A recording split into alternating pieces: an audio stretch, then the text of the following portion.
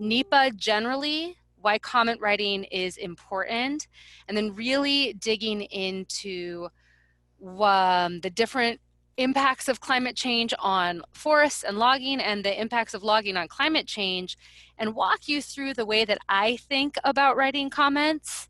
And hopefully that will help you think about how to approach these comments also.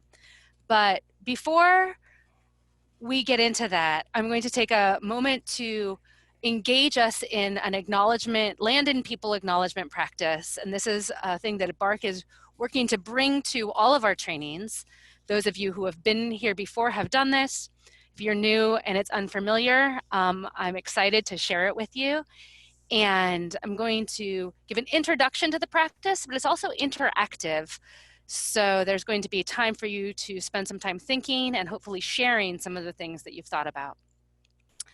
So I want to acknowledge that as an organization founded by white people in the settler colonial lineage, BARC is part of a legacy of land theft and the erasure of Native authority over lands that we now refer to as the public lands of Mount Hood National Forest. As an organization, we have established influential relationships with the Forest Service, which is part of the same federal government which facilitated this violent land theft, colonization, and displacement of Indigenous people. Non-Native Barkers have access and privilege to the land because of this violent legacy. And while we are working to transform our organization to take responsibility for this legacy and these unearned privileges. We're also learning to practice acknowledgement, respect, and support for the Molallas, Calipunians, Chinook Clackamas, Chinook and Wascos, Sahaptin-speaking people who live here, who have always lived here, and many other Native nations who've always been part of and cared for this land that we now occupy. So at first, I would like to invite any Indigenous people joining today to have a few minutes to speak freely about this, the land, their history. Well, for all the people joining tonight whose ancestors are not Indigenous to this continent, I ask that we each take 2 to 3 minutes to write a note to yourself outlining your intentions to continue this practice of acknowledging not just the relationships of Indigenous people in the land, but the way your personal history intersects with settler colonialism. So think about these intentions, and at the end of 2 or 3 minutes, I'll be asking if anyone wants to share them with the group. All right, is anyone interested in sharing with the larger group some of the thoughts and intentions that came to them during this land acknowledgement practice? This is Mia. I'll unmute myself to share. I have a list of words. Humility, grateful, apology, not knowing everything, not owning, listening. One of the things that came to me was continuing to do the work to de-invisibilize the presence, role, and work of Indigenous people here and now, rather than thinking it of something that is part of our history, but not our lived present. And in doing so, building relationships that move towards a future with a lot more shared power and a lot more Native sovereignty over land. All right, we're going to spend about 1 more minute in silently expressing our humble gratitude and our apology to Indigenous people who are with us tonight, who are across these lands in the past, present, and future. So another minute to express that gratitude, that humility, and that apology. Thank you everyone for supporting this important practice and learning together how to unsettle our whiteness and move towards more lived solidarity. So with the understanding that we are on stolen land and that we're talking about it, and if you're more interested in the history of how the land transferred from Indigenous use to the federal government, I do a training on that when we talk about forest policy. That'll be coming up in the fall. But right now we're going to move on to discussing, if I can get to my next slide, here we go, the National Environmental Policy Act.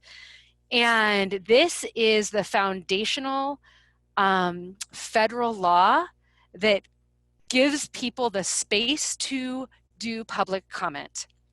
So NEPA is, as a lawyer, it's one of my favorite laws. It doesn't tell the government that they have to do or not do anything substantively for the environment. There's different laws that do that.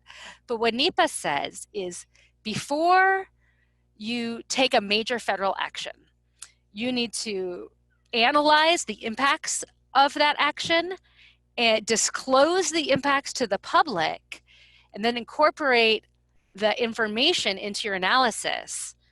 I am a lawyer, so I'm going to have a lot of legal jargon, but this is one of my favorite NEPA quotes that came out of the Ninth Circuit. Basically, it says by requiring agencies to take a hard look at how the choices before them affect the environment and place that information before the public, it relies upon the democratic process to ensure the most intelligent, optimally beneficial decisions will ultimately be made. Now that's in an ideal world. NEPA doesn't always work like that. Sometimes it feels like it's just a set of hoops for the government to jump through so they can do what they were planning on doing otherwise. However, it is our role as advocates to disrupt that sense of NEPA, to actually bring forward useful information, to criticize or critique the information that the government gives us. So we are going to be talking today about how to write comments during the NEPA process and focusing those comments on climate change and the carbon cycle. So there's a couple of different angles to writing comments, and I'm going to encourage those of you who have been coming to these workshops or have knowledge of this to interact. I would much rather be doing this in person, and I very much like to hear people's voices. So if you have answers to my questions, please don't be shy. I can't see everyone's faces because of the way this is, so you might just have to pipe up. But I have some questions. So there are two ways really to get into public comments that I can see. One is about the specifics of the project itself, specific concerns that we have about that. And I'm wondering, for those of you who've been really paying attention to Zigzag, if you just want to throw out some examples of things about the project that you're concerned about and want to comment on. So we have an idea of just, not just climate change, but like the range of things that people are thinking about commenting on for Zigzag. This is Mia, and I'm really concerned about logging in riparian areas. Right, so the impact to water, the impact to riparian, the impact to shade, things that are happening there. Other concerns that people have about Zigzag? Kind of adding on to that, a lot of the units are on steep slopes above riparian areas, so that's a big concern about that. Are there specific things about the project? Camilo? Yeah, I'm concerned about the regeneration idea, which is essentially clear cutting. Exactly. Yep, they're planning to clear cut up there. So the comments are a time that you can focus on specific pieces of the project that you are unhappy about, things that you're worried about. And then the other way that I look at projects or comments, and I try and do both of these in my comment writing, is looking at the adequacy of the analysis itself, right? So there's a thing that we're concerned about, logging on steep slopes, say, and we have, as concerned people, have our own maybe list of things that we're upset about logging in steep slopes. We know that they could cause erosion, it might have downstream effects. But then there's a question, how did the EA itself, how did the Forest Service analyze that? Did they do a good job? Because remember, this NEPA isn't about making them change their projects substantively. It's saying, did you do a good job analyzing what it is that you're planning on doing? So you say, okay, I'm worried about this particular impact. How did they analyze it? Was their analysis any good? Did they take into consideration the state of the science, was actually on the ground, things like that. And there is a legal standard that the courts have kind of created to say what type of look is enough? Like when is an analysis actually adequate, right? And that's in this quote, it's the hard look is the legal term that the Forest Service or any federal agency has to do. So there's also, whenever there's a term like hard look that it's not quantitative, it's a qualitative thing. There ends up being a lot of discussion in the law about whether or not an agency actually took said hard look. And so I just wanted to give you the legal standard. You don't have to use this, but again, I'm bringing through my own thought process here. The court says the hallmarks of a hard look are a thorough investigation into environmental impacts and a forthright acknowledgement of environmental harms. So not pussyfooting around, not saying, well, maybe sometime something will happen, but we're not really sure. It's saying, yes, we're going to log above these rivers, and yes, there could be a landslide. And if there is a landslide, here are the environmental impacts of that landslide. That's a hard look. The court goes on to say in a different case, quote, general statements about possible effects and some risk do not constitute a hard look, absent a justification why more definitive information cannot be provided. So for any of you who have read the Forest Service's EA, I ask you, is there a hard look on the things that you have looked at? Or is it just a bunch of general statements about possible risks? Sneaker or spoiler alert, it's mostly the latter. They did not do a very good job in this NEPA analysis actually disclosing what the specific impacts are. And that's disappointing. But we're going to get into it specifically. If you've been in a lot of these, you've probably heard that on a lot of the different topics, but we're going to get in their utter failure to take a hard look at climate change, what it might have looked like if they had, what we can comment on, and some resources for you to draw on in your things. So let's see. I think that the first place, again, my legal brain goes to what is the standard by which courts are judging whether or not the agency took a hard look. And before I get into that, I'm noticing a bunch of things popping up in the chat. So I'm going to see if there are questions that I need to answer. Oh, look. There is one question, Brenna. Okay. And it is, do you have that definition of a hard look in one of your slides, the actual language? I don't, but I could add an extra slide before this goes up as a resource that has that. You can also tell me where to go right now, and I can share a link in the chat with everyone. If you have something off the top of your head, that's the right place for people to go. Well, I mean, I have the sites to the lawsuits, but I wouldn't wish reading those on everyone. I did drop an interesting article that I read a couple of days ago in the chat that kind of goes more into why this hard look thing is so wonky and like hard to pin down. Yeah, it is, but it's such a good baseline. And it can be very clear as we're about to go through really specifically what the Forest Service did and did not do in its analysis about climate change. And we'll pull out some of the things that what a hard look might have been and how it did not do that. And again, in your comments, I don't expect anybody to be citing cases the way I do, but I like to set up that framework because it is the legal framework by which the Forest Service is held accountable.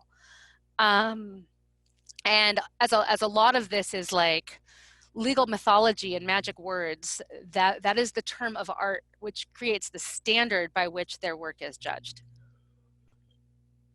So what does a hard look in terms of climate change mean, especially for a timber sale? This is a very new area for the Forest Service. During the Obama administration, they put out an executive order that told the Forest Service that they actually needed to look at the climate change and carbon impacts of their work. That was rescinded by the Trump administration. It was one of the first executive orders that the Trump administration did, was to rescind the requirement that they look at it in a NEPA analysis. Now, NEPA has been around since the 70s, but climate change analyses is still a fairly new area because, we're just ever more understanding, what I like to call the two parts of climate change is, one, the impact of our actions on the climate, and the other is the impacts of climate change in exacerbating what we're doing on the ground. So the Forest Service is still figuring out what extent do they actually have to analyze carbon change or climate change.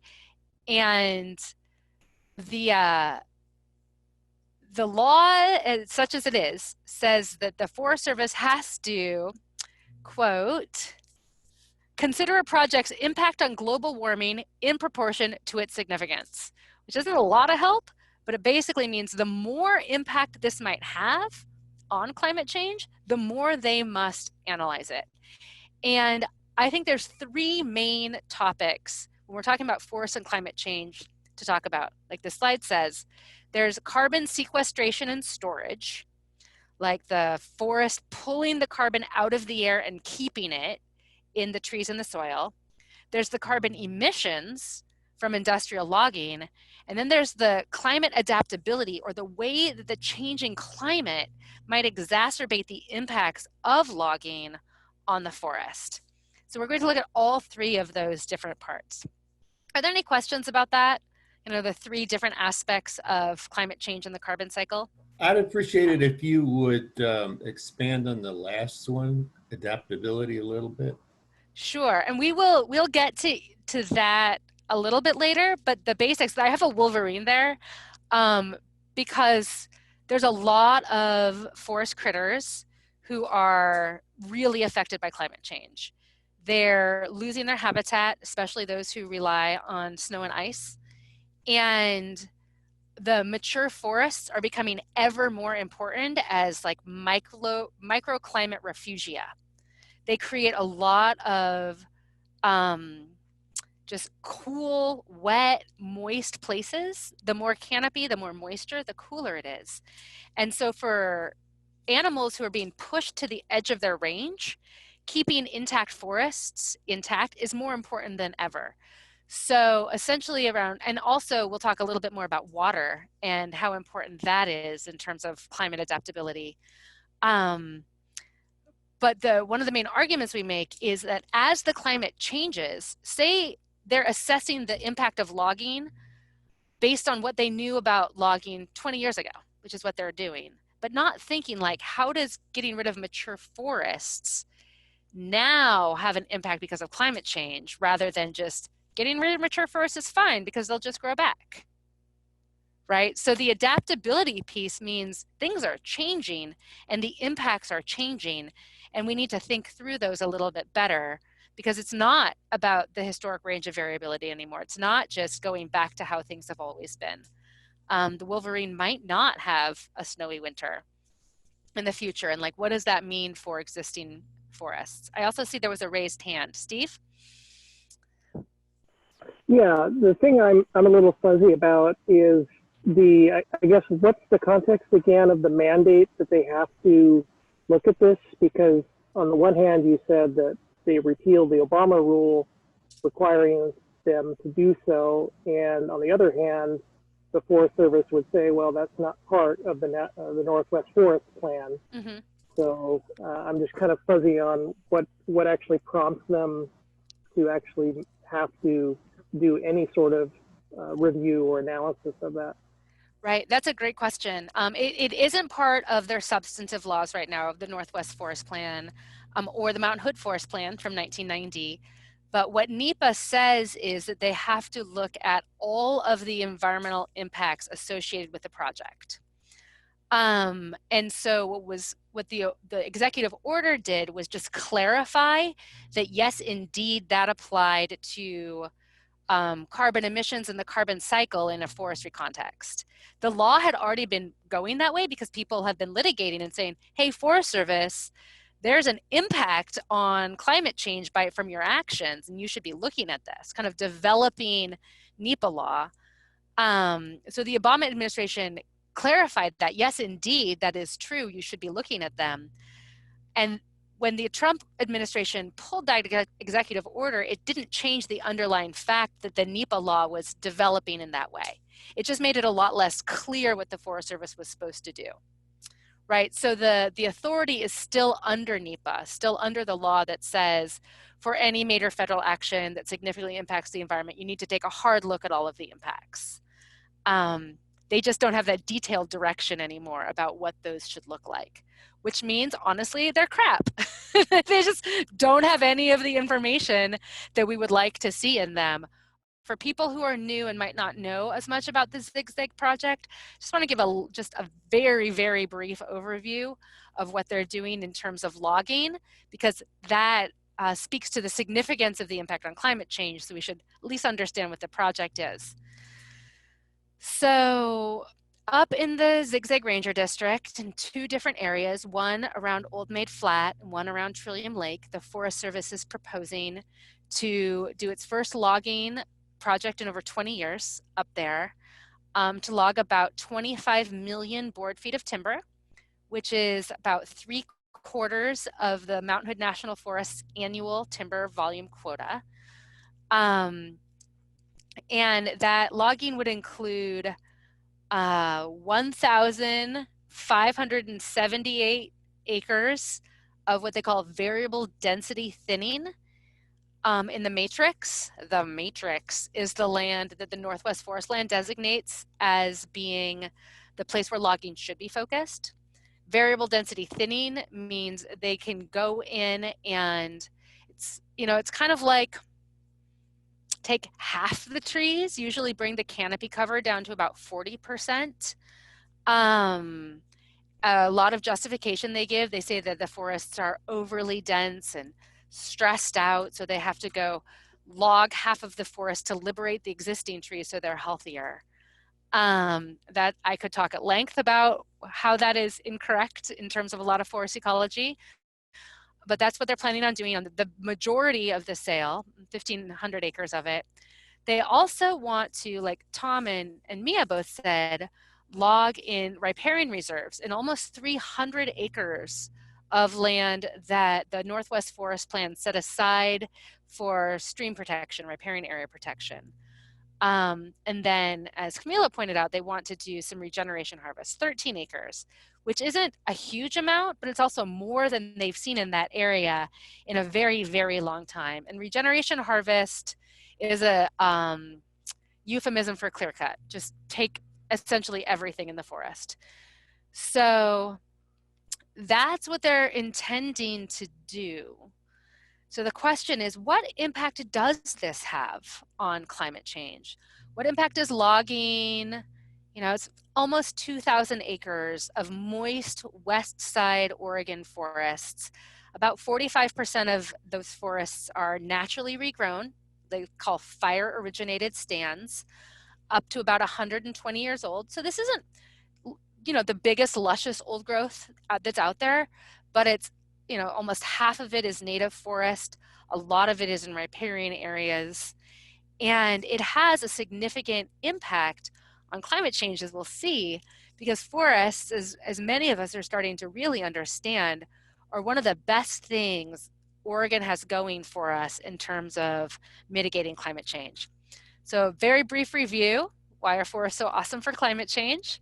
Just look at the carbon cycle. You got the carbon going in, and then the tree just sucks it in. That's sequestering, right? Sucking the carbon in is the sequestration. And then bringing it down into the tree itself and the soil is the storage. As I'll point out later, the Forest Service confuses those 2 words a lot in its analysis. They're different. Sequestration, you suck it in. Storage is you keep it there. And so forests are a huge part of the carbon cycle.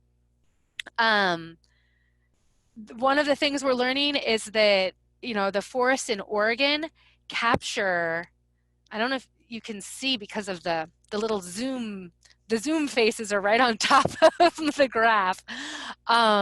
They capture almost half of the carbon emitted in Oregon.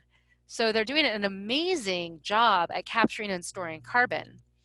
And another thing that's really amazing to learn is that not only does the west side of the Cascades have, you know, the top 10 carbon sequestering national forests, but the potential to store additional carbon is huge because our forests are so productive, so long-lived. If they were managed differently, we could continue to store carbon here. So, you know, in Oregon, I think a lot of us have been wondering, like, what can we do to fight climate change? And for a long time, that discussion focused around fossil fuels. And, you know, one of the things we were doing was trying to block pipelines, block oil trains super successfully, like, woo, woo, that was awesome. But it is, you know, we thought that that was Oregon's contribution to fighting climate change.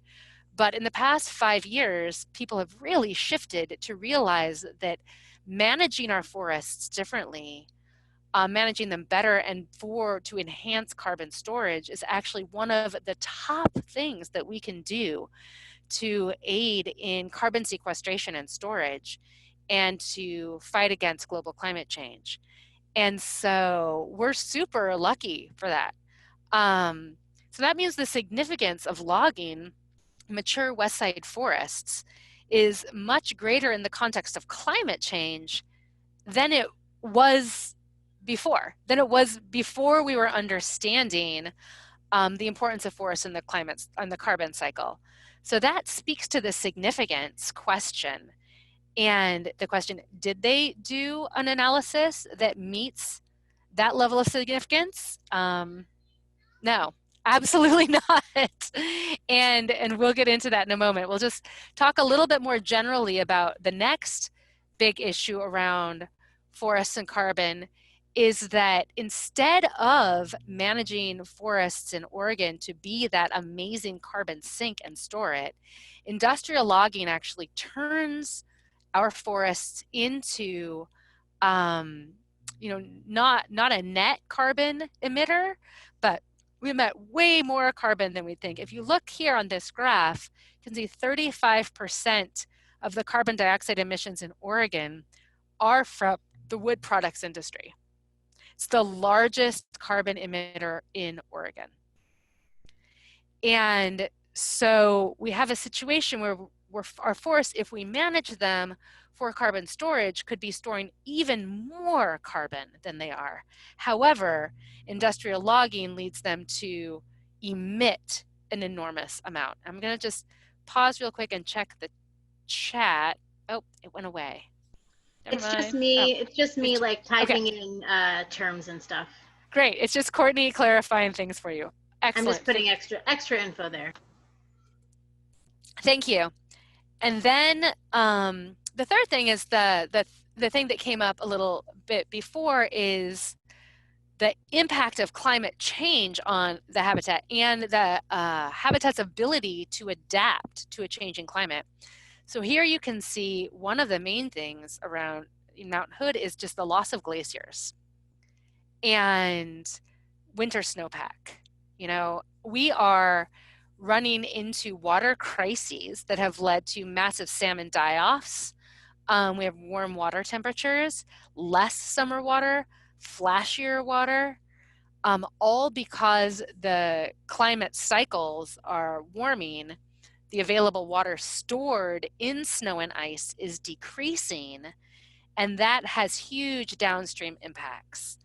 So while that is happening, mature forests aren't just more important because they sequester and store so much carbon.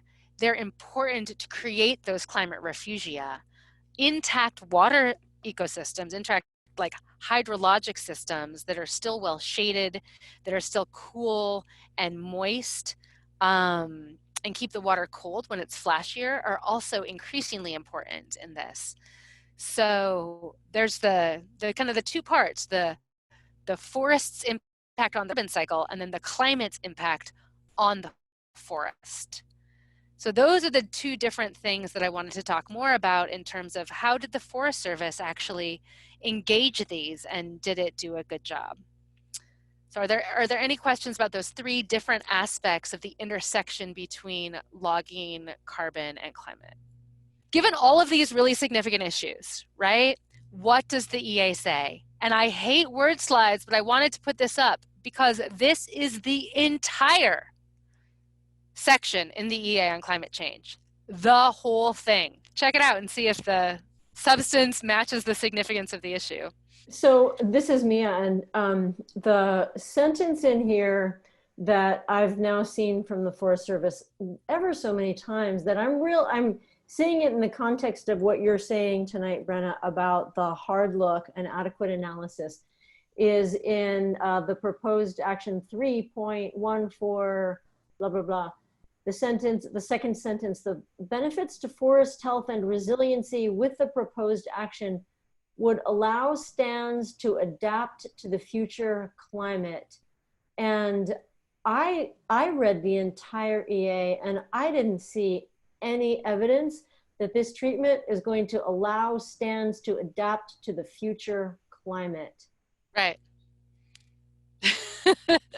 I agree. I mean, I also like the vagueness. This will result in some carbon emissions and some carbon sequestration. And then they'll adapt. You know, we'll talk a little bit about their lack of specificity as we go on, and what more specificity would look like, and what forests, also some scientific resources around what's actually helping forests adapt to the future climate. Can I just, because that's such a great example, Mia, can I just do that little experiment with you where it's like, and how would you frame that in the sentence, that opening sentence of your comment? That you're going to raise this question that you just described? Sure. So are you putting me on the spot and saying, like, give us the sentence? What would you say in your comment? Some version of it off the top of your head, yeah.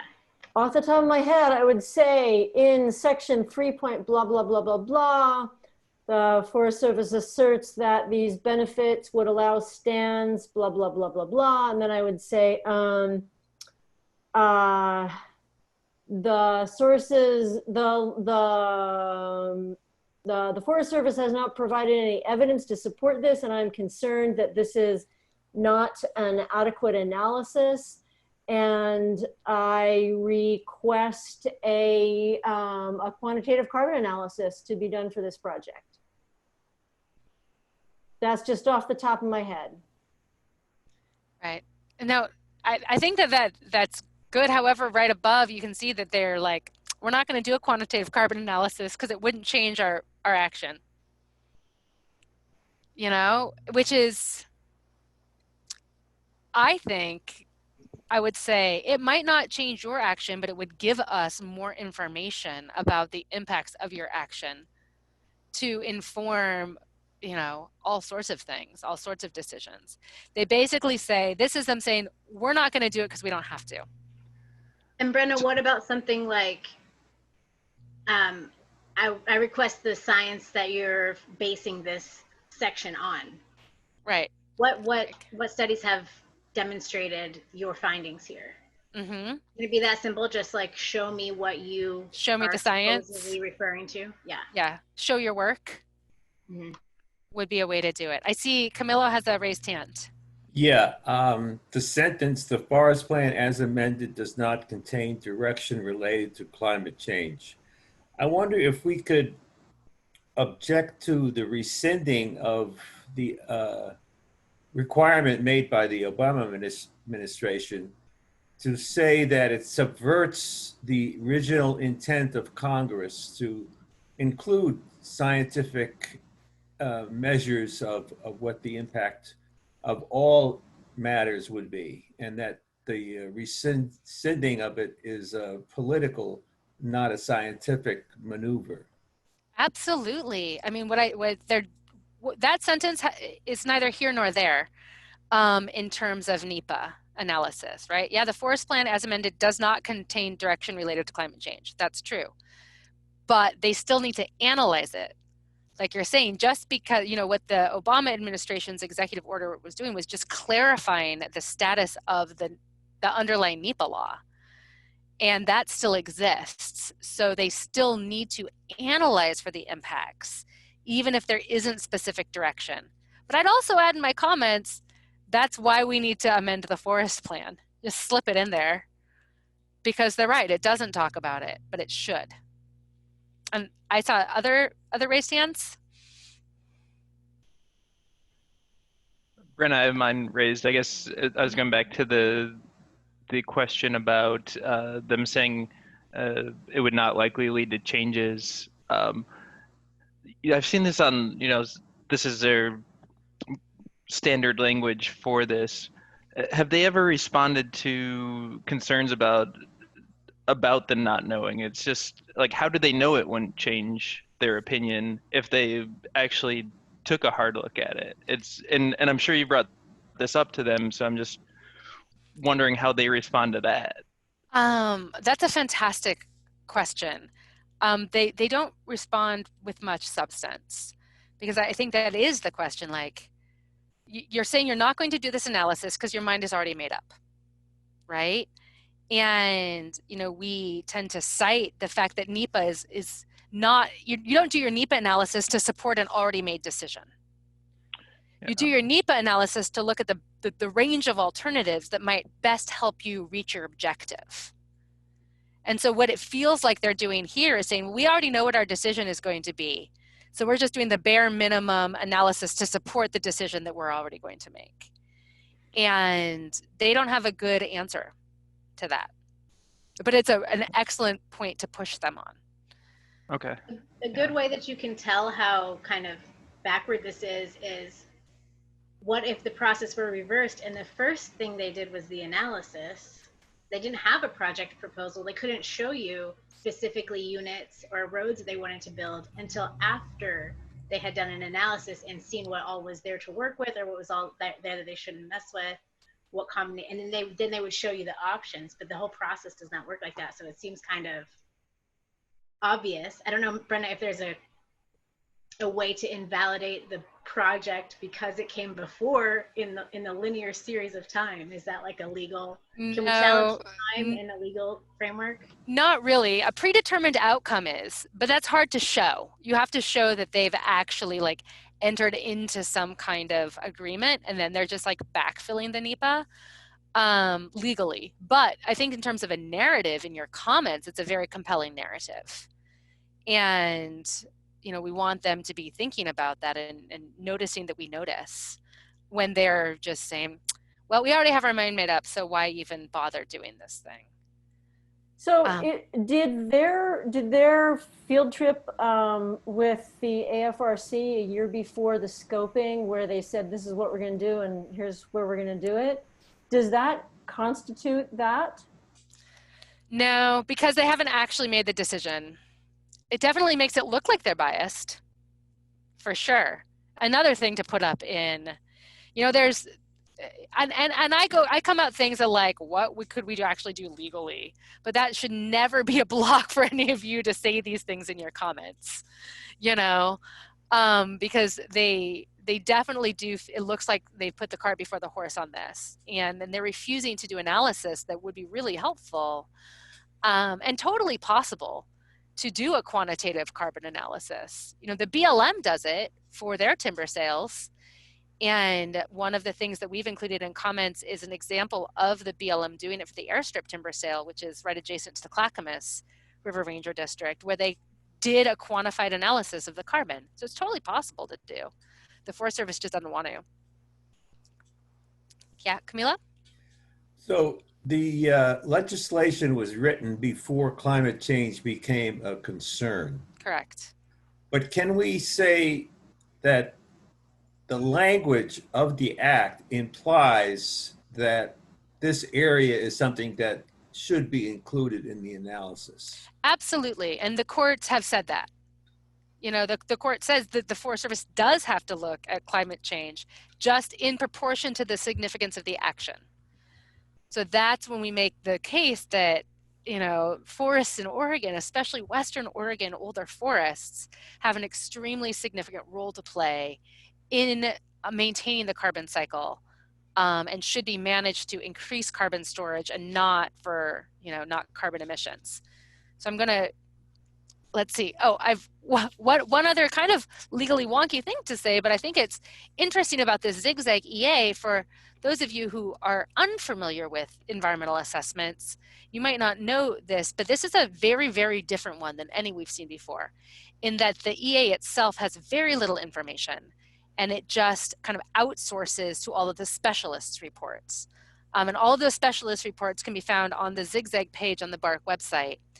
And that's what, there's more analysis, not much, mind you, very like 6 pages of barely anything. But the climate change specialist report is where a lot more of the information is held.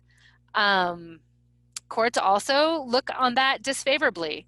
They say that an agency's defense of its positions must be found in the body of the EA itself, not, quote, somewhere in the project files. And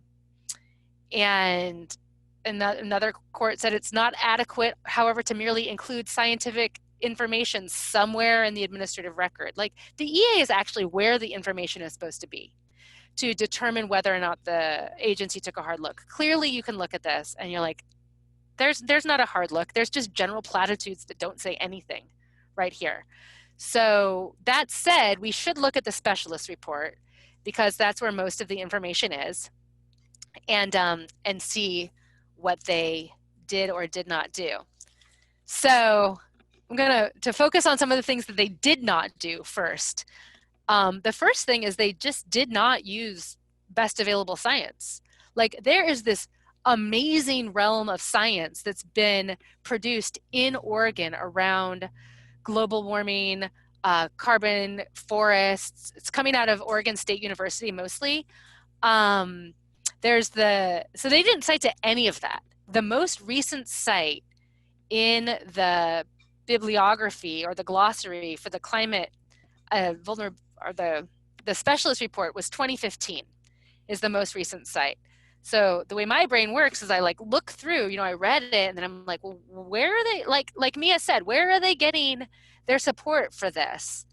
And almost all of it was from the late 1990s and early 2000s. And the, climate science has changed a lot since then, with the most recent cite being 2015. So I like to look for gaps, like what do they not have? They did not have the Oregon Global Warming Commission's Forest Carbon Accounting Report. That's an amazing resource from 2018, specifically about forest carbon in Oregon. They do not have any of the work coming out of OSU. There's Professors Bev Law and Mark Harmon are names of people who have just done such great work on this. A lot of these resources are going to be on my resource page later. They just don't have it. So did they take a hard look using the best available science? No. That's a pretty easy one. They don't have the science. Now, there's also this quote that I really liked. Down here it says, while there are no specific projections for the project area, the situation would likely be one where the summers are drier and the snow melts earlier in the spring. They're just like, we don't know. Nobody knows what's going to happen in terms of climate change. Again, that is just totally missing this whole body of work that's out there. And I think the first one that's important to notice is the Forest Service itself put together a climate vulnerability assessment. And it gets into detail what the projections are for Mount Hood National Forest, the Willamette, and the Columbia Gorge. So are you saying they don't even cite their own assessment? I'm saying they don't even cite their own assessment.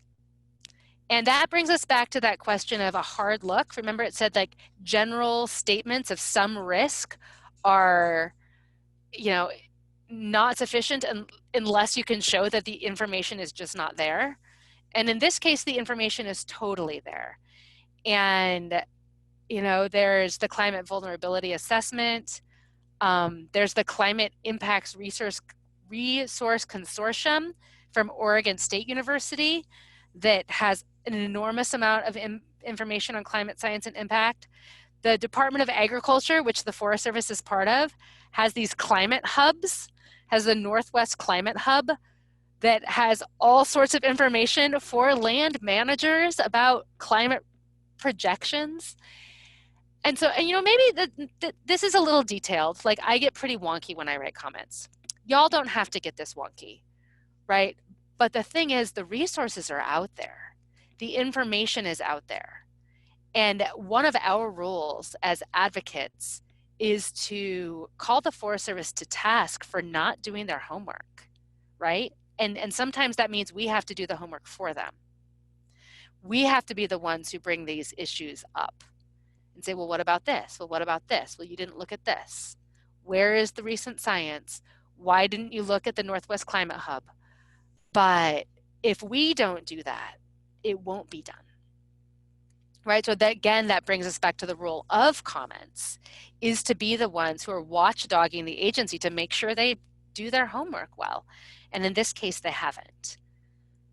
So are there any questions about some of the things that were omitted from the analysis? And I do encourage people to read it. It's short. You know, if this is something that you're really interested in commenting on, it's short and it'll make you mad, which I think can be good things. And just that some folks would love those quotes too, if you have them in the slides or can drop them on the slides. People want to sound like a hard-ass attorney when they write their comments. Awesome. I could also try and make my my outline a little bit more usable for someone who's not me, and it has my outline has all of these legal quotes in it, and that could be useful.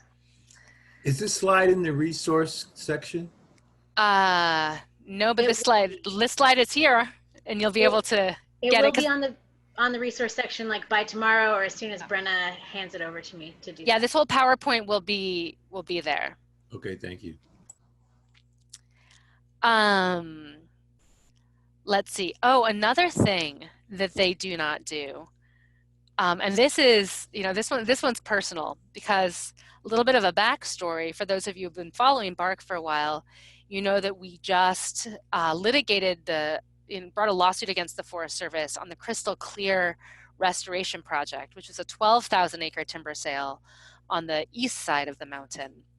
And after a very long legal battle, we ended up winning in the Ninth Circuit Court of Appeals in an opinion that was very clear that the Forest Service could not just dismiss contrary science, or science that had a conclusion that was different than what the Forest Service said. And in this context, with Crystal Clear, we were talking a lot about fire and how they asserted that logging is really good because it will make the fires less severe. And we were like, hey, there's actually this extensive body of law that says something totally different. That if you open up the canopy, you dry out the forest floor, you dry out the fuels, you create more wind, you actually could have a lot worse surface fire. And the Forest Service was like, well, we considered that and we decided it was non-controversial. And the court was like, where did you consider it? And they said, well, we considered it. So I'm hearing a lot of a cool discussion emerging here around their motivations as an agency, and then kind of the tools that are there for them to use, or tools that are there for us to use, and some questions around the kind of like whether they're trustworthy in doing these kinds of analyses that are required by law. So I'm really into that conversation, because I think the better that the public can just let them know that we're tracking on that level, that we are aware of the kind of sneakiness and the duplicity that's going on here. And it may be protected by bureaucracy, but everyone that reads these comments are just other people.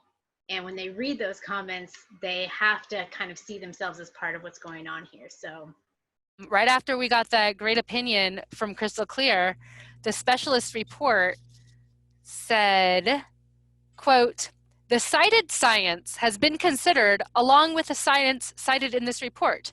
That consideration is documented in the administrative record. But where in the administrative record? Because the only place it would be documented would be in the specialist's report, which just says, we read it, we thought about it, it's documented somewhere. And once again, they have no indication that they read all of the science that we put forward to them in scoping about climate. So they're just saying, you got to trust us, we did it, when the court just told them that's not enough. You actually have to engage with contrary science and make some kind of reasoned engagement with it. So this is, we're one slide ahead of where I wanted to be. Go back. Yes, there we are. I wanted to hang out in a clear cut for a second. Tom, you had a question? I guess I noticed that I was reading their response or consideration of comments, and that was a line that they used very consistently in almost every paragraph. Was a lot of people commented about this, and we considered that, but that's it, and they don't. That's it. Yeah, they don't say like, here's why we don't think this was a good idea, or here's our reasoning. It's just, we considered it, and that's like a dead end to it. So Yeah. so it's pretty, I mean, it's pretty frustrating to see that. And I guess that's a good your point about that decision from Clear Creek. That's a good way to say, like, to kind of push them and say, like, that's not enough, like to point to their comments, like, we need you to engage with this and yeah, you have to do it. more than just say, we did it. It's like, where did you do it? How did you do it? What did you decide? What was your engagement? Like something about their deliberative process. Otherwise, it's really not helpful in any way. And, you know, pointing that out. And the court was, you know, I wish they would have had language that was like slightly better in the opinion, that was very clear about that. But they do say you need to engage with contrary science. Like, you can't just say, we thought about it, we decided we were right, you know, which is pretty much what they do. And I have this clear-cut picture just because I wanted to have something that reminds us of what we're talking about when I make these next couple of points. Like, this is very much what they're planning on doing to zigzag if we don't, you know, have good ways to stop them. So my only last point in what they failed to do, again, is they failed to discuss the impacts from climate change on the forest. As we were talking about earlier, it's like how climate change might exacerbate the impacts of logging and road building to wildlife, water, etc. So it's a big deal. The more the climate is changing, the more precious the intact forests become. And the less sure we can be that forests will grow back the way that we thought they would. You know, because ecosystems are changing. Species distribution is changing. And so they didn't address that aspect of the issue at all. And that was just a major omission in determining the significance of the logging. So those are all the things that it does not do. All the gaps where there isn't a hard look being taken. And I want to talk a little bit about what their analysis does do. And there's one question that I think is timely now, which is there any modern science that supports clear cutting as a good thing for forests and the environment? Not a good thing for climate change. So there are some people who think that we don't currently have enough, I mean, we honestly don't. I'll just say, we don't have enough early sterile habitat in the forest right now because of 100 years of fire suppression. And animals that rely on early sterile habitat, like deer and elk, are really struggling. And there are studies and there are people who suggest that more clear cuts would help early seral dependent species. There's other people who are saying, yeah, it creates some early seral habitat, but not the high quality early seral habitat that fire does. So I'm not going to say no. Like, there's no one who's saying anything good about clear cuts. It really is true that we're at a deficit in early seral habitat. However, in terms of climate and carbon storage, no. There are studies that say that young trees sequester carbon at a faster rate than older trees. That means suck it in. They suck it in, but they don't store it. You know, it's like I have a growing son who eats a ton of food, but like he just burns through it. You know, he's like eating, and just burning through his food, right? He's not storing it in him. So that's a young tree. A young tree is just like burning through its carbon. So it might sequester carbon faster, but it's not storing carbon faster. And that's all that actually comes up in the analysis. They're like, young trees sequester carbon well, but that's very, very different than how much a tree can actually just hold in its trunk and in the soil. And Brenna, just for clarification, like that stance benefits, they do refer to that science. So they've included, why have they included that kind of science and not other kinds of science? You mean about young trees sequestering carbon? Because it supports their position that this will be generally good for the environment. Right. That's where we come in. And we're like, that's certainly echoed by the industry itself. If you see the latest of the AFRC or Oregon Forest Resource Council, or any of the industry platforms, that's the way they're going to cut the trees, put them in houses, store the carbon there, keep the young trees growing fast. And so that is something that's, I think, much more widely broadcast. And while it might have a scientific truth to it because it's referring to a certain forest type for its habitat quality or for its habitat role, it's not the same as this harvest mentality. So that's something that I think that's a question that they're not likely to get, because the public in general hears more from that other perspective, and they kind of skew that science to enable the harvest priority. Mm-hmm. Does that make sense, Brenna? Yes.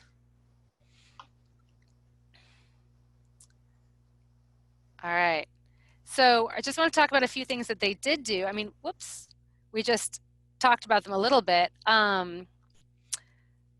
And why they're wrong. So here's my slide, gets the science about logging and climate wrong. So I wanted to compare something from the Zigzag Climate Report with something from one of Bev Law's papers, Land Use Strategies to Mitigate Climate Change in Carbon-Dense Temperate Forests. So what they say is, because they're going to log and take a bunch of the trees away, the forest will be more resilient to drought and insect mortality, so that it will not lose as much carbon as it would if it, say, some of the trees died naturally, like through fire or drought or insects and disease, or a combination of these disturbances, saying we're going to take half the trees and all the carbon in those trees out, so that if those trees, so the remaining trees will be bigger, healthier, so they won't die and lose all that carbon. That's what Zigzag says. Now, there's so much science that's counter to that. I just excerpted one little thing that says the main thing you need to do is keep carbon in the forests. She says, forests are carbon ready and do not require new technology or infrastructure for immediate mitigation of climate change. Now, one of the things that these studies have found is that fire actually releases very little carbon from a forest, as does mortality from insects or drought, one of the main reasons is most all of the carbon is stored in the trunk of the tree and in the soil. And a fire does not disturb that. The trunk of a tree is what's still there afterwards. However, when a tree is logged, the trunk of the tree is what's not still afterwards, you know? So to say that logging these trees will make sure that in the future, if there's a fire, there will be less carbon emitted is just crazy, because half of the trees are gone. And they also say, yeah, well, we're going to, whoops, I missed a slide. Where's this graph? I had it in the wrong place. I'm sorry. They say, like Courtney said, well, we'll cut the trees and then we'll store them in houses, right? Most trees don't end up in houses. And even if they do end up in long-lived wood products, they lose a lot of carbon along the way. So the net carbon stored in a tree at the end of processing is about 15%.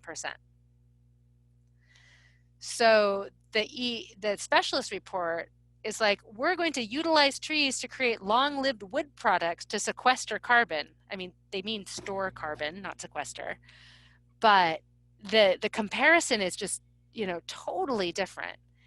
And so they're really missing the mark on their science. And you don't have to cite all the science to know that. To know that there's going to be more carbon stored in a tree, in an intact forest, than in a log product. There's more carbon stored in the soil than in a piece of paper or your disposable coffee cup. And so pointing out the kind of sketchy science that the Forest Service is relying to make their very general conclusions that there will be some carbon emissions, there will be some carbon storage, is not adequate. They absolutely could know more and do more on this. So there's a lot, like, I'm giving you a lot of information. I want to pause and have more of a discussion about any questions you might have, or thinking through like how actually to bring this in comments. And these are, if you are an information junkie like I am, you know, BARC has a lot of the things that the studies, like the Global Warming Commission and some of the OSU papers, we have on our website. And if you can't find them there, Oregon Wild also has an exceptionally good forest climate change website. And then there's I would say our emails, like in your email, if you just go back and look for any of our emails of relevant titles, you're going to find us linking to those reports and those articles and things, like as much as we can get it in there. Correct. And then Stand for Forests is a national platform, and there's a wonderful report called the Great American Stand that it put out that is wholly focused on forest carbon cycle and climate change, which is another really good resource to get more into just understanding the way those all interact together. And I saw that there's another raised hand. Steve? Yeah, what I'm wondering is this. I know that, you know, after a clear cut or whatnot and it gets replanted, I thought I heard it takes roughly 18 years for those trees to finally start, you know, sequestering carbon at any sort of a decent rate. So I'm kind of wondering, you know, given the age of these stands that are identified in the unit, where are they at relative to their ability to sequester carbon? Mm-hmm. I mean, they're not old growth, but are they, you know, kind of at their maximum sequestration rate at this point, or not? So I'm just kind of wondering, you know, phrasing a comment of, you know, you log it now, you're at a negative balance versus if you'd left it and it was sequestering it currently. Right. Well, that's a great question. The trees it's really a mixed aged project. They're doing some logging and plantations, and then that are up to, I think, about 70 years, like 40 to 70 years. And then a lot more logging in fire originated stands, so naturally regrowing forests up to about 120 years old. So you're right, these aren't like big old growth trees, but one of the things people have found is, trees never stop sequestering carbon, right? They're always bringing it out of the atmosphere. And the bigger and older the tree is, the more it stores. So the more it's like holding in the soil and in its body. So even if the rate of sequestration drops, the amount of storage that the trees have as they age just continues to grow. Which means that if you're losing that, you're having more emissions from that. And also, you're right, like not only if they're logged, do you lose like the carbon stored in that tree, but you also have that like sequestration deficit because the tree isn't there to pull the carbon out of the atmosphere anymore.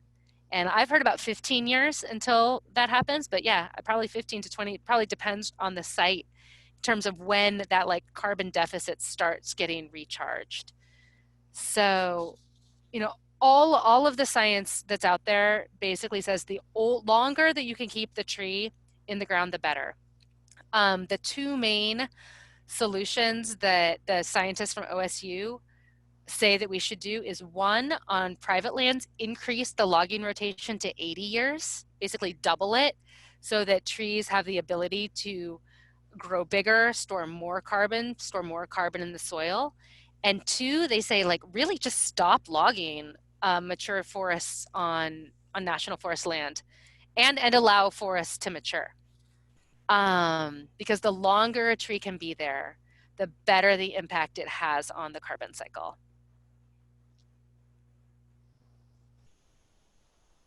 And Camilo, I see your hands. Yes. Is there language in the crystal clear decision that indicates that the Forest Service must have adequate scientific documentation for its plan? Not exactly that. I wish it said exactly that. The main thing they say is you have to engage with contrary science. You can't pretend like science you don't like doesn't exist. Was more the thrust of that decision. There are other cases that talk about like best available science, and the agency, when they take a hard look, that means they actually have to engage with, good science. But crystal clear mostly said, yeah, you can't pretend the stuff you don't like isn't there, and just say, yeah, we looked at it, without showing us where you looked at it. And we've got just about 10 minutes left. So, I wanted to invite other people who haven't spoken as much. If you have questions or thoughts, or wondering what the heck to do with all this information that I'm throwing at you. Oh, I just saw, yeah, the timeline is August 10th is the deadline for comments. And BARC does have a lot of information up. We have a whole web page right now just for Zigzag comments. And I think, do we have a template there, Courtney? Comment template that people can work off of? Email sent today? Yeah, the email that we sent today does have a template that you can work off of, but it's kind of like a form letter style. So you'll want to either elaborate on something in particular that you've thought about, or maybe just add sections based on what you like. It's not a lot of information to start working with, but then on our website, all the recordings from all the workshops, every document anyone has asked me for, I just keep linking to them and adding stuff there. So let it simmer, pick your battles, and then dive in. And we're definitely, I'm here. I can be your guide to all the resources on that webpage. Mm-hmm. The link is in the chat, just so scroll up a bit. And it's right on the front page too. I'd like to throw out an issue and hear how Brenner responds to it. There's no law that prevents them from cutting these mature forests, from cutting them down. And so even if they disclosed everything, even if they disclose this is going to be bad for climate. And look, we looked at all the science and you're right. It's going to be bad for the climate. It's going to be bad for the forest, bad for everybody. And we want to do it, so we're going to do it. They can still do it. And as you pointed out, is what the BLM does. The BLM says, we want to cut down a bunch of trees so that we can turn them into timber, and it's going to do all of this carbon, and we're going to go ahead and do it anyway. And that's like, yeah, you've disclosed what you're doing. Mm-hmm. And the Forest Service doesn't. Can you speak to that at all, Brenna? Yeah, thanks, Mia. That's one of the my great confusions. Like, it's like, why don't they just say the things? Like, we know that logging is bad for the carbon cycle. And I think the Forest Service is really caught right now in a conflicting mission where they are told from above that they have both a history of being a timber dominant agency and the forest plan from 1990 that tells them to liquidate old growth stands and turn them into plantations, right? So they have this history, and they also currently have, an administration who's breathing down their neck to increase their timber targets. But at the same time, they have rebranded themselves as this, environmental group, basically, that they are doing this for forest health, restoration, recreation. If you look at the National Forest Service website, it doesn't mention logging. So they have rebranded all their logging as forest health and restoration. So if they were to just come out and say what we know is true, like the BLM does, and say, yeah, we're logging, there's an impact, that's what our mission is, they would be in some kind of conflict. But unfortunately, that tension, or maybe fortunately, leads them into a lot of legal limbo, because they're not able to do NEPA. They just can't do it because they're trying to say one thing, like in Crystal Clear, they called it a restoration project when it had 3,000 acres of logging old growth. They're like, this is restoration. We're like, no, it's not. And they're like, So I think it's just that tension within them internally in their mission keeps them from being able to forthrightly disclose the environmental impacts and have a real conversation about it. So it gives us an open doorway, because they don't do their NEPA good. Like, they could do really good NEPA analysis and then it would actually take away one of our tools, but they don't. So we point out all the errors in their judgment. Now I want to go to Jessica because you haven't talked much and I see you have a raised hand. Yeah, I'm just wondering if on your website there's examples of comments people have written. I'm really new to this process, so it'd be helpful just to even read a couple examples of comments people have sent in, either about this project or another one. Courtney, do we have this? Bark's official comments are there, but I don't know that I don't think we've even thought of that. Jessica, that's a great idea. There are some comment writers on the call. Would any of them be interested in sharing their scoping comments with Jessica? And also, can I post them to the website? Mia's nodding. Cool, thanks, Mia.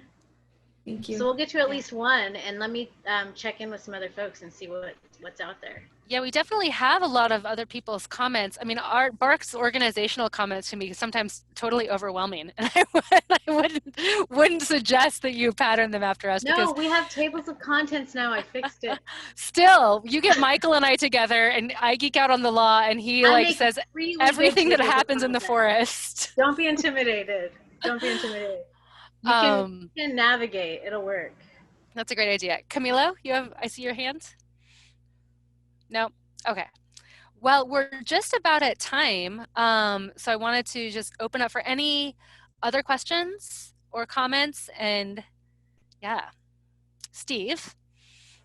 Yeah, I'm just kind of wondering how to address like an inconsistency that I've seen so far in reading some of the discipline reports where, for example, in the wildlife report and in the geology, they specifically mentioned that they looked at a particular variable and decided to remove units accordingly. But when I compare the unit boundaries at the scoping stage and what's been shown at the EA, literally only 5 or 6 units have minor unit boundary modifications. And I'm just trying to figure out how do I call BS on this, you know? Right. Well, I mean, I think you just did it really well. So I think in your comment, I would lay it out exactly like this. Like, I was reading the specialist reports. I saw that they said they removed boundaries. I compared that to the map. It looks like there were minor alterations, but the unit is still there. Like, could you please clear this up? Did you address the issue? Is the unit removed? If not, how does that comport with the concerns from the specialist report? So Okay. exactly how you just laid it out in your question is how I would question in the EA. I mean, in your comments on the EA. So a follow-up to that question, Brenna and Courtney, it was recently told to me, I think by Courtney, that they already reduced the number of some units on the sale. They did. And so now on those resources, have you checked and are they removed from the maps? We think Those that units? I think that the story map is the most up-to-date map. Okay, the story map, right. Mm-hmm. So you think they have been removed from that? I think so. I haven't checked with Michael about the retrieval buffers, Oh, but I know yeah. that the where there was an entire or a majority of bulk of a unit, those have been removed from the story map, but I will check. I will check with Michael about that. Yeah, I just thought of it because he brought that up. And also regarding the unit with the dwarf mistletoe that's mentioned, I think it was 129. Do you have any information on that about what they're, where that is and what's going on with that? I mean, I see there's a lot of contrary information about dwarf mistletoe. I mean, in some way it's seen as a positive thing for wildlife and insects, et cetera, and then in other claims that it's not healthy for forests. That's the I don't have. unit. That's the regen unit. Mm-hmm. So it's making those trees grow too slow. Those right. Don't grow any faster with all that mistletoe on them. And I saw something today when I was reading through a document, and I should have just copied and pasted it right then, but I didn't. I'll have to go back. But the quote, if I can paraphrase, was the definition of health and vitality of this stand is tree size, like growth rate, and something else. And so it was the perfect sentence to put that we're doing restoration and health treatments right next to we're actually just trying to make a high dollar product that we can rely on. We know exactly when it will be ready to come back for. Yeah, like health and vitality meant with regard to silviculture. Is that what you're saying? I think it was in the PA and some of that like preamble type language where it's just like telling you all the different management plans and stuff that it's referring to, Brenna, that whole opening section before it's actually about the project, and it's like according to this statute and this thing and blah blah blah and all these codes, and it's just like somewhere in there I was just scrolling and I saw it and I was like, what? Okay, so that's what unit 129 is about, because they can legitimately say health and the public hears ecosystem health or something, but what they mean is crop health. Right. And so I was also just, I don't know if you have any information on this. I was completely browsing around to find out if there are any species that they specifically know use that area, but I haven't found any in Mount Hood. I mean, I found marbled murrelets and certain butterflies that are on the east side. So I'm just raising it in case you had any information on that. That's not included in their analysis, but if you don't, that's okay. I mean, maybe there's nothing. Do you mean things that specifically nest in dwarf mistletoe, or like mistletoe infested areas? Yeah. Right. Yeah. Because it's not in marbled murrelet range. No, it's not. And it's a lot of nests, bird and squirrel. Oh no, yeah, no, absolutely. Oh, I mean, absolutely. You mean like a threatened species? I don't think.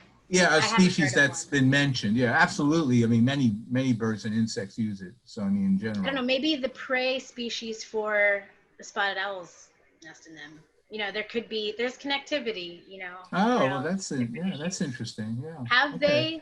they analyzed whether or not some other species will lose its food source if they take out all this mistletoe? All right. Well, thank you all. Oh my gosh, thank you so much for taking the time to learn this wonky stuff about climate change and comment writing. Thank you all for taking the time to write your comments. I mean, they really do make a difference. When if we do end up going to court, I don't know if we will, but what I rely on is the things that people raised in their comments. That's the record that the judges look at, and they set out the standard by which the Forest Service's work is judged. If we weren't there doing this, there'd be nobody holding them accountable. And I really, really appreciate everyone for taking the time and the energy to love the forest and do the wonky work of writing comments.